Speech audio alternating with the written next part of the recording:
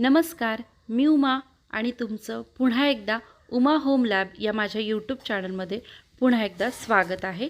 या ठिकाणी आपण आज एक पारंपरिक कर्नाटकी पद्धतीची रेसिपी पाहणार आहोत, जी की लाल ओल्या मिरच्यांची असते। याचं नाव आहे रंजका। ही अगदी वर्षभर म्हटलं तरी राहते फ्रीज शिवाय। तर आपण पाहूयात ही रेसिपी कशी बनवायची आहे ती। तर या ठिकाणी मी लाल ओल्या मिरच्या घेतलेल्या आहेत।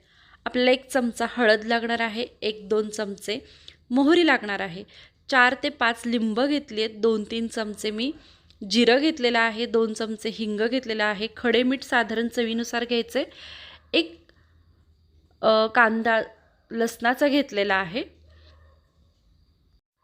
साधारण 2 चमचे मी मेथी दाणे घेतलेले आहेत। तुम्हाला आवडत असतील तर अजूनही घाला। तर या ठिकाणी ज्या मिरच्या आहेत यांचे मी देठ काढले। देठ काढल्यानंतर याला मी धुवून घेतलं। धुवून घेतल्यानंतर मी थोडा वेळ त्याला चांगलं पुसलं, थोडंसं उन्हात सुद्धा मी एक अर्धा तास वगैरे ठेवलं, ज्याच्यामुळे याच्यातलं जे काही मॉइश्चर आहे ते निघून गेलं। तसंच आपण या ठिकाणी काय करणार आहोत, या ज्या मिरच्या आहेत ना, याचे जे तुकडे केलेत, या तुकड्यांना आपण परत एका कढईमध्ये एक साधारण 1 चमचाच तेल घेतलेलं आहे। तर यामध्ये आपण याला भाजून घेणार आहोत। याच्यामुळे काय होणार आहे की याच्यामध्ये जर काही अजून पाणी वगैरे किंवा मॉइश्चर असेल ना, तर ते निघून जाणार आहे आणि आपला जो रंजका आहे तो टिकण्यासाठी आपल्याला मदत होणार आहे। तर या ठिकाणी बघा, मी कढई माझी तापलेली आहे आणि त्याच्यामध्ये 1 चमचा तेल मी ओतून घेतलेलं आहे आणि या लाल मिरच्या ज्या आहेत त्या यामध्ये मी टाकलेल्या आहेत। तर हे चांगलं आपल्याला छान असं भाजून घ्यायचं आहे, एक 3-4 मिनटासाठी वगैरे किंवा 5 मिनटं झाले तरी चालतील। व्यवस्थित तुम्हाला अंदाज आला की हा व्यवस्थित भाजलेत, मग तुम्ही हे काढून घ्यायचं आहे। ही जी रेसिपी आहे ही कर्नाटकीयन पद्धतीची आहे, खूप छान लागते आणि ह्या लाल ओल्या मिरच्यांची चव खूप छान असते। तर हे तुम्ही भातामध्ये, चपातीसोबत, भाकरीसोबत तोंडी लावायला सुद्धा खाऊ शकता। तर आता बघा, ह्या मिरच्या मी एका ताटामध्ये काढून घेतलेत। कशा छान भाजलेल्या आहेत, गडद लाल रंग दिसत आहे आणि याला मी थंड करून घेतलेलं आहे। तर पुन्हा एकदा मी काय केलं की तेच कढई ठेवलेली आहे, परत मी त्याच्यामध्ये तेल टाकलेलं आहे। तेल साधारण 2 पळ्या घेते मी। तुम्हाला आवडत असेल, जास्त तेल हवं असेल तर तुम्ही थोडंसं अजूनही घेऊ शकता। तर मी या ठिकाणी हे तेल आता गरम व्हायची वाट बघत आहे। आपण यामध्ये फोडणी देणार आहोत। तर तेल गरम झालंय। मी सांगितलं तुम्हाला मगाशी की 2 चमचे मी साधारण इथे मेथी दाणे घेते आणि ते तेलामध्ये चांगले भाजून घेते, थोडेसे ब्राऊन होईपर्यंत, फार काळे होऊ द्यायचे नाही आहेत। तर हे आपल्याला बघा, हे असं लाल व्हायला लागलेत। फार पण केलं तर अजून ते कडवट लागतील। तर मी गॅस बंद केला आहे, पण हे करताना काय झालं, माझ्या हातावरती ते उडलं आणि थोडंसं मला भाजलं होतं। तर तुम्ही काळजी घ्या करताना हे, किंवा थोडंसं पसरट भांडं घ्या। तर आता हे सगळं मी परत काढून घेतलं। त्याच्यानंतर मी या ठिकाणी साधारण 4 चमचे जिरं टाकलेलं आहे आणि हे जिरंसुद्धा चांगलं भाजून घेतलेलं आणि काढून घेतलेलं आहे। आता याच्यामध्ये साधारण 1 लसणाचा जी कांदा असतो तो मी याच्यामध्ये घेतलेला आहे आणि खडे मीठ घेतले चवीनुसार। तर इथे मी साधारण 3-3.5 चमचे खडे मीठ घेतलं होतं। तुम्हाला कसं आवडते ते तुम्ही घ्या। आणि मी इथं साखर पण टाकली बरं का। तर साखर टाकायचीच आहे आपल्याला, कारण साखरेमुळं ती जी चव आहे ती बॅलन्स होते आणि तुम्हाला हवं असेल तर अजूनही टाका। आणि इथं जी लिंब दाखवली होती ना, तर त्या लिंबांचा मी एक 4-5 लिंबांचा रस केलेला आहे, त्याच्यामुळे याला अशी आंबट चव येते। आता मी इथं बारीक केलं आहे, तर मला अजून लिंबू कमी वाटतं आहे, म्हणून मी परत 1-2 लिंब पिळून घेत आहे याच्यामध्ये। आणि बघा, हे जे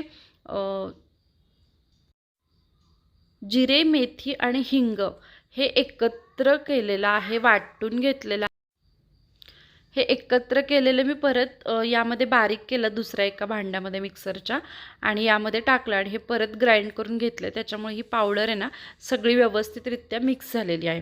तर आता मी परत एकदा 2 चमचे तेल घेतलेलं आहे। हे तेल पुन्हा एकदा आपल्याला गरम करून घ्यायचं आहे, कारण आपल्याला या रंजक्याला फोडणी द्यायची आहे यासाठी। तर यामध्ये तेल गरम झाल्यानंतर 2 चमचे मोहरी टाकलेली आहे. मोहरी चांगली तडतडली की मग आपल्याला यामध्ये हिंग टाकून घ्यायचं आहे. तर मी पुन्हा एकदा याच्यामध्ये साधारण 2-2.5 चमचे हिंग टाकलेलं आहे. तर हिंग पण चांगलं असं छान खमंग वास आला. तुमच्याकडे जर खडा हिंग असेल तर उत्तम. माझ्याकडे खडा हिंग नव्हता आणि मी या ठिकाणी बघा 1 चमचाभर साधारण हळद टाकलेली आहे. हळदीनेही रंग छान येतो आणि प्रिझर्वेटिव्हचं सुद्धा काम करते. आता ही फोडणी आपल्याला पूर्ण थंड करून घ्यायची आहे. अगदी थंड करायची आहे. गरम नको, नाहीतर मग ते मॉइश्चर पकडेल आणि आपला रंजका खराब होईल. तर या ठिकाणी फोडणी थंड झाल्यानंतर मी पुन्हा एकदा मिक्सरच्या भांड्यामध्येच ते काढलेलं आहे. अजून मी दुसऱ्या भांड्यात हे सगळं काढलेलं नाही आहे. कारण कशाला जास्त भांडी खराब करायची, म्हणून मी याच्यातच हे काढते आणि मग फायनली सगळं मिक्स झाल्यानंतर मग मी काय करणार आहे, एका काचेच्या भरणीमध्ये हे काढून घेणार आहे. तर आपल्याला काचेची भरणी पण स्वच्छ धुतलेली, पूर्ण सुकलेली हवी आहे. म्हणजे या गोष्टी आपण खूप दिवस ठेवत असतो, म्हणजे त्या खराब होणार नाहीत.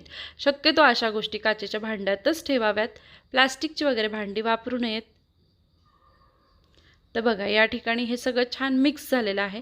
तुम्ही चव घेऊन बघायची. तुम्हाला जर काही कमी जास्त वाटत असेल तर तुम्ही पुन्हा पण ॲड करू शकता. तर आता हा बघा कसा सुंदर लाल चटक रंग आलेला आहे.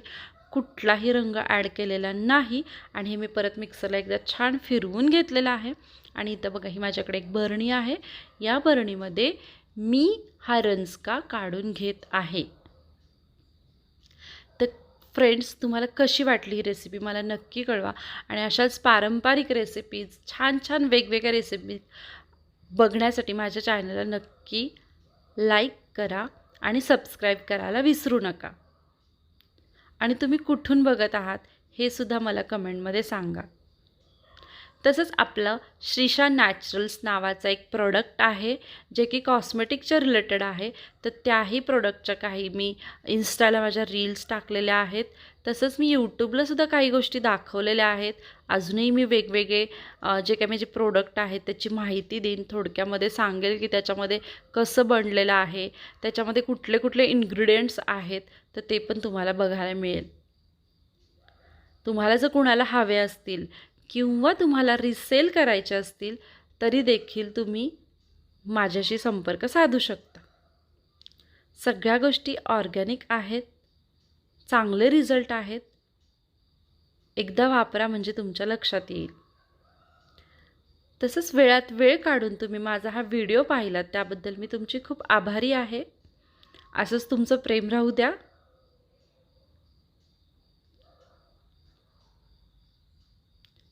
बघा किती सुंदर दिसत आहे रंजका हा. आता आपल्याला छान बरणीमध्ये ठेवून द्यायचा आहे. तुम्ही फ्रीजमध्ये ठेवा किंवा वरती ठेवा, काही अडचण नाही. तुम्ही भातासोबत, चपातीसोबत, भाकरीसोबत सुद्धा खाऊ शकता, तोंडी लावायला सुद्धा घेऊ शकता. चला परत भेटूया अशा एका छानशा रेसिपीसोबत. तोपर्यंत बाय बाय.